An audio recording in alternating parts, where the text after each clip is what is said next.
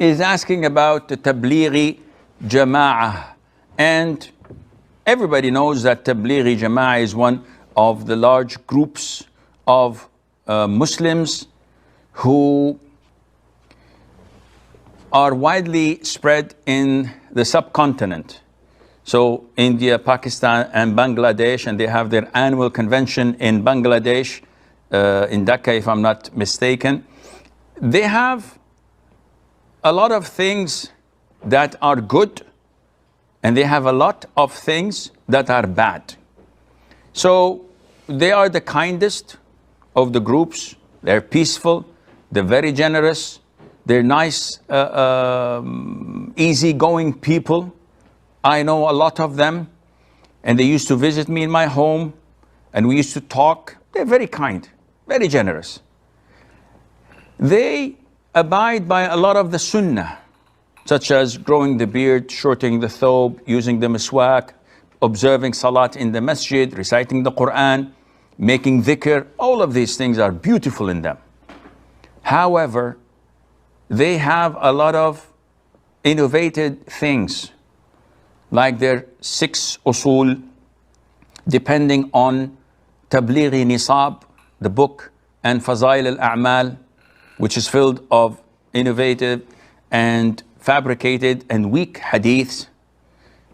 They depend on their self-seclusion with the group.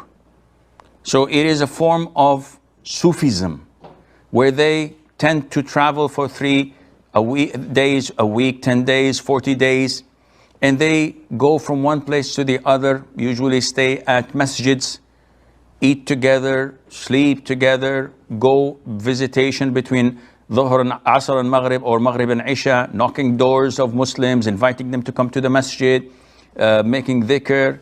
They have also the bayan, where people after Fajr stand up and say that I did so and so and so yesterday, and this happened to me. And some of it is true, and some of it is fabricated, or they tend to lie sometimes in order to draw people to join them. But this is not the norm, but I've seen this. So in essence, they have a lot of good in them, but they don't promote jihad.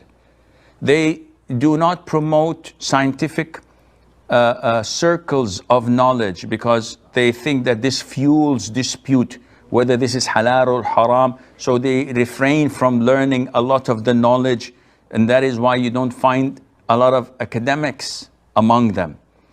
And if you listen to their leaders, all of their tales and hadiths, the vast majority of it are fabricated.